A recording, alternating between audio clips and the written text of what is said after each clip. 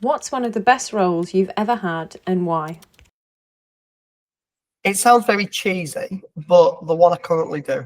I've had a lot of jobs where the rewards financially have been good, or where I've really enjoyed, be that like working for like massive FTSE companies, or the classic working at the cinema when I was at university. But I guess my current role is the only one I've had, which allows me to feel like I make a really positive impact on a large number of people in a commercial environment, which has a positive outcome. I think is rarer than people think. It's nice to do something where I don't have to hold my nose to. In a really, really basic way, I worked at cinema when I was 18, and it was just so enjoyable. I made some great friends there. It was a really good time. My love of film came out. But my favourite role ever is probably, and I'm not just saying this, the one I've got now, because I do feel we get to make impact in a way which is really commercially viable and really positive, and like a bit of a force for good, I guess. What's one decision you've made that helped align your work with your own values? When I set my first company, I had the dream of being this like big entrepreneur and like people get. And really early on, I realised I didn't align with those partners. And that company has gone on to be a really successful company, and it's really, really good, and I'm really pleased for them. But I exited after about 14 months, I think it was. And that's the best decision I ever made, because if I hadn't have done that, I'd never have done Starting Point. I'm pleased that they've gone on to do well. I always wish people the best, and they've gone on to do really well. But yeah, like leaving that, making that decision, that actually just towing the party line with people I maybe didn't share ethical morals with around business. Everyone's different in life out there, but like around business, very difficult. Very different. So yeah, that I would imagine, not chasing the money. And I always think like when I stopped doing that is when I realized that like you could have that life balance of enjoying work and feeling like you do something positive that really impacts people in a positive way. So yeah, I'd say deciding not to stay and chase the money, instead going to the unknown a bit. Can you share some key milestones or proudest moments in your career? I guess creating Starting Point is probably the biggest one.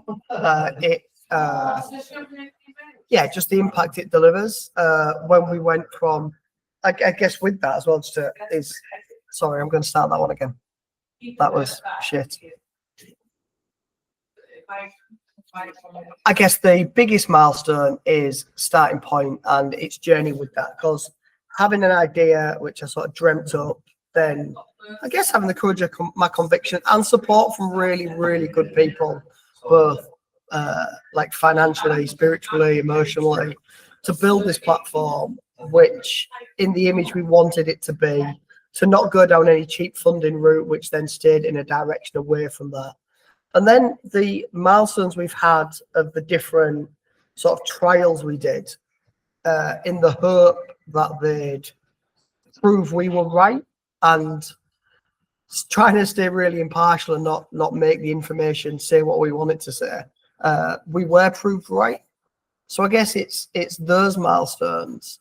And on a really, really, I mean, this sounds arrogant, but on a much lesser level, there's always a really nice bit where we're demoing it or presenting it, or I'm talking about it to somebody and they don't quite get it.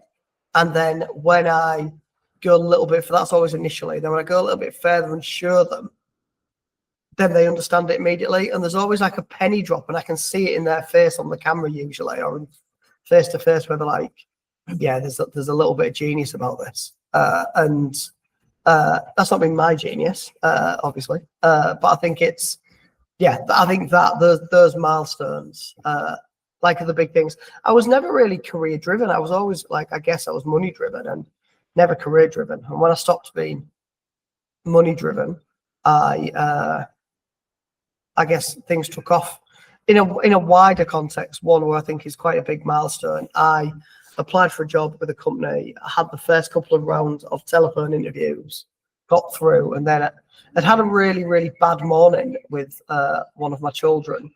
And then I had a telephone interview, and I just wasn't focused. Like my third telephone interview with the director. and it didn't go very well. And I remember them ringing me up and telling me, you haven't got the job. And then I rang the lady back and said they were wrong, and that actually, like, they were wrong to not want to employ me. And so I was willing to pay to go down for the face-to-face interview in the next stage. And if they didn't want me after that, then that's fine. I've wasted my money. But if they did want me, they have to give me my money back. And like, I went on to, like, you know, being like quite a senior manager for them. So I guess that was where I could maybe show a little bit resilient, or a little bit of like tenacity, I suppose would be the words, to try and get my point across. What's one project or piece of work that taught you a big lesson about impact, and what did you take from it? The birth of Starting Point, and taking something like conceptual, an idea, to something which is real and tangible and shows real benefit. So I understood for years that the CV wasn't a very good vehicle for people's talents. I guess I'd never felt it was my responsibility to change that vehicle at all. Whereas I think once I started looking into how that could be different, could people showcase personality using multimedia, especially as like the world evolved with social media, young people evidence everything. And actually started to think that maybe like the education system and the CV is a way to marginalize those that aren't academic. And if we could have a situation where we could evidence skill and talent, resilience, value through things we use to get evidence anyway, like our phones essentially, then that would allow people to showcase themselves much better, much more naturally, much more authentically, but also it could really drive inclusion and inclusivity, you know, within any environment. So yeah, so I guess like it's the impact that someone being able to showcase true self has on not just them, because I feel it like breeds self-value and self-worth, which I think is somewhat lacking in young people who've, if not academic, might have spent 10 years getting told 5 times a day they're not quite good enough. Then they get to the age of 18 and we wonder why they're not very confident. But also it almost has that spark of surprise for big organizations who all of a sudden think, oh, this is a person who's a full-rounded person who is charitable and kind and caring and supportive and emotionally intelligent in a way that CV can never show you. And yeah, I think so. I guess that the impact that just shows somebody being able to be themselves can have. What's a piece of strategic advice you found yourself giving more than once? Be unashamedly yourself. Like, don't apologize for being you, but apologize for what you believe in. Yeah, because I think like being true to yourself makes the hard moments easier to get through. I think it makes the challenges easier to overcome, makes the pressure easier to face. So be you. And if people don't like that, that isn't a you problem. What's one learning from delivering work at scale you think others should know? So I know this is a really strange, I'm going to really be hugely contradictory here. So you need an 80% consistent framework of delivery. So systems and automations work for people. However, you need to be able to understand that the same information can be perceived by people in so many different ways. So a simple text, that's one of the issues I've actually found with the education system. They want a one-size-fits-all, like a lovely flowchart that's somewhere that goes through things. But all you need is somebody to interpret some information along the way differently. And that delivery is perceived in such a different way. So it's about a consistent base and consistent roots, but understanding that along that journey and that delivery of that information, people will perceive it differently, which takes you down different avenues. So be consistent in delivery, but understanding it won't be consistently received. I think it was Henry Ford, I'm willing to stand corrected. Don't listen to your customers. Because if he'd have listened to his customers, they just wanted faster horses. If you're building something generally new, generally revolutionary, that is changing full process and procedure of the whole industry, you can't ask the people what they want because they don't know it even exists. Who or what inspires your approach to creating impact through your work? Say my children. I have 2 neurodiverse kids, very different, one very artistic, one very academic.